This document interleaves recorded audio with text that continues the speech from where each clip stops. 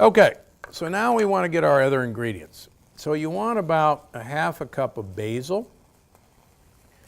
And my personal feeling is more basil, more better. Basil has some incredible polyphenols that benefit your mood, benefit your heart. I can't tell you how much basil I consume. And you don't have to chop this very finely. Just about that is just fine. So now we're going to take our other fry pan and we're going to add the rest of our ingredients. So you're going to start with about 3 tablespoons of olive oil. And you're going to put in some salt, about a teaspoon of salt. We can always add more, and one thing to remember, we're going to use fish sauce.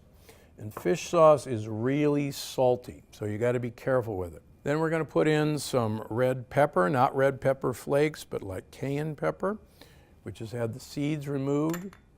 We're going to use the equivalent of 2 cloves of garlic chopped. You can buy it already chopped, which is fine. So then we're going to add some broccoli slaw. Now this isn't essential, but I'm such a big fan of cruciferous vegetables. Plus this gives an extra nice little crunchy texture to what we're making.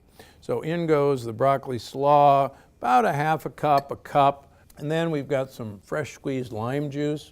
And we're going to put in about a tablespoon, about a whole lime's worth in. And then finally, we're going to put in the shrimp. And get yourself some wild shrimp. Make sure it says wild. They're available either fresh or frozen in most grocery stores.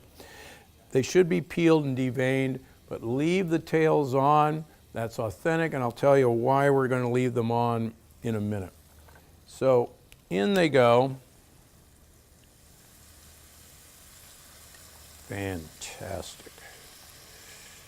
And we're going to stir that around for a little bit. We're going to add the basil. Have some for yourself while you're waiting. So we're going to cook this for about 2 to 3 minutes until the shrimp begin to get opaque. Okay. So next, we're going to put back our noodles and we're going to add an egg. And get yourself an omega-3 or pastured egg. They're in every store. Please don't use commercial eggs. They're loaded with problems that you don't want. The chickens have been fed corn and soybeans. So we're going to throw in that egg and we're going to stir that around for just a second. And then we're going to put back in the noodles. Okay, so those shrimp are getting nice and opaque. So now we're going to take our shirataki noodles, our miracle noodles, and they've nicely dried out. And we're just going to kind of reheat the noodles. We're going to let the noodles absorb some of this flavor. And we're just about ready. Last but not least, we're going to add some fish sauce. Now, be careful with fish sauce. A little goes a long way. I would start with a teaspoon. You can work up to a tablespoon, but I like to start with, say, a teaspoon to a couple teaspoons, and then taste it. Quite frankly, this is actually what makes great Thai and Vietnamese cooking taste the way it does. There's no gluten in here, there's no soy, it's basically aged anchovies that have been aged in wooden barrels. So we're going to let that kind of burn off. Now at this point, you might want to taste things. I personally add more fish sauce, but I've gotten used to fish sauce over the years. So start with a little and work your way up. So lastly, in my original book, Dr. Gundry's Diet Evolution, I used peanuts. And quite honestly, I've learned that peanuts are one of the worst things that you should be eating. They're full of lectins. So I've substituted macadamia nuts. In fact, you can take any recipe from my original book and make them the plant paradox compatible. And so macadamia nuts are going on now. About, quarter of a cup, 4 tablespoons will be just fine. and we're ready to go. So you can plate that out.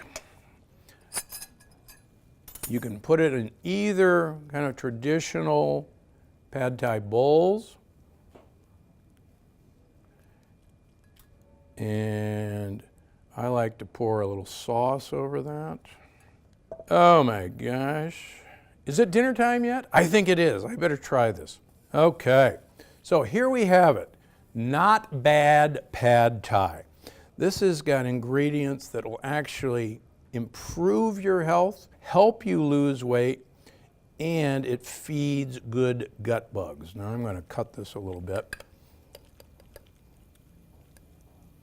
So there's our pad thai. I'm going to make a mess in a second. I'll eat like an Asian.